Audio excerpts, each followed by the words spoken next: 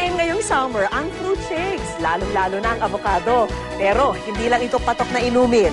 Mapasopas man, snack o ulam, ang appetizing avocado, solusyon sa sikuran kumakalam. Pagpasok ng summer, ano nga ba ang paborito nating fruit in season? Pag summer, favorite ko ang avocado. Yung avocado, masarap yun sa gatas at yelo. We love avocado!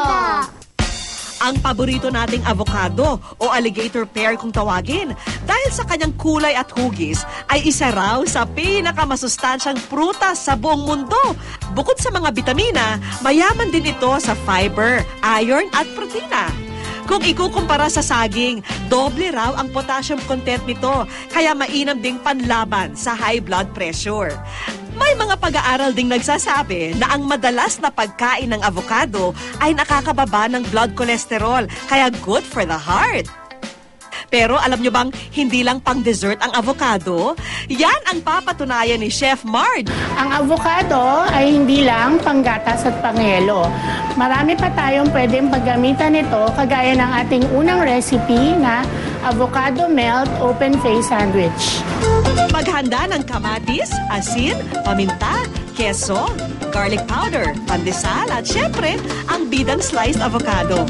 Una, timplahan ng avocado ng asin at paminta.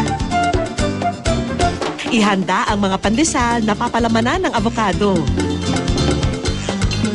Patungan ito ng kamatis at keso at saka budburan ng garlic powder for that flavorful twist. So ayan, ilagay na natin sa oven. I-toast ang sandwich ng 10 hanggang 15 minuto o hanggang sa matunaw ang cheese.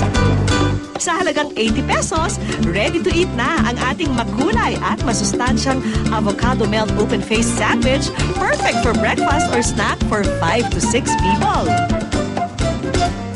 Ang prutas na to, pwede ring pansahog sa ulam, gaya ng avocado and beef cabbage wraps. Bukod sa avocado, ihanda ang mantika, bawang, sibuyas, ground beef, sili, wansoy, lime juice o kalamansi, patis, paminta at Baguio pechay. Igisa ang sibuyas at bawang. Isunod ang beef at sili.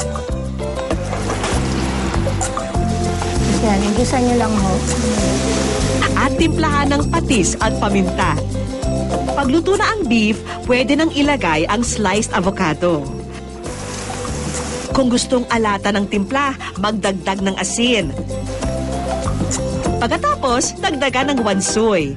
Pwede na itong iahon at ibalot sa dahon ng pechay. Para lumambot ang dahon, banlian lang ito ng mainit na tubig. Para naman sa salsa na kapartner ng ating rolls, paghalu-haluin ang kamatis, sibuyas at wansoy. Timpla nito ng asin, paminta at lemon o kalamansi at isama sa ulam. Sa halagang 100 pesos, meron ka ng masustansyang ulam para sa buong pamilya o hanggang 5 tao. Kung sabaw naman ang hilig nyo, aba, pwede rin dyan ang avocado. Maghanda ng sibuyas, bawang, sili, kamatis, chicken strips, chicken stock, asin, paminta, lemon juice o kalamansi, oregano, fried wonton wrapper at keso. Pagkatapos igisa ang sibuyas at bawang, samahan ito ng kamatis. Pagkatapos natin gasahin, ilagay na natin yung ating chicken strips. Buhusan ng chicken stock o pinagkuluan ng manok. So yan, pag medyo kumulo na, lagyan na natin siya ng oregano. Lagyan ng paminta para lumasa. Pagkakulo, idagdag na ang sili at avocado. Haluan din ng lemon juice o kalamansi at isalin sa bowl. So yan, luto na. Para lalo pang sumarap, lagyan ito ng fried wonton wrappers at grated cheese bilang toppings. Sa halagang 120 pesos, meron ka ng kakaibang sabaw na pwedeng pagsaluhan ng 6 na tao. Pero ang avocado recipes na hindi dessert, approve kaya sa panlasa ng masa? Masarap. Lasa siyang avocado. Pwede pala gawing palaman ng avocado. Refreshing. Sakto yung texture nung avocado.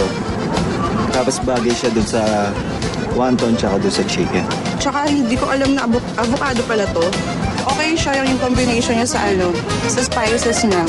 Kaya ngayong summer, pag-eksperimentuhan ang nauusong mga prutas. Biro nyo, mapaalmusal, tanghalian o hapunan, pwede pala nating pagsaluhan ang paborito nating avocado.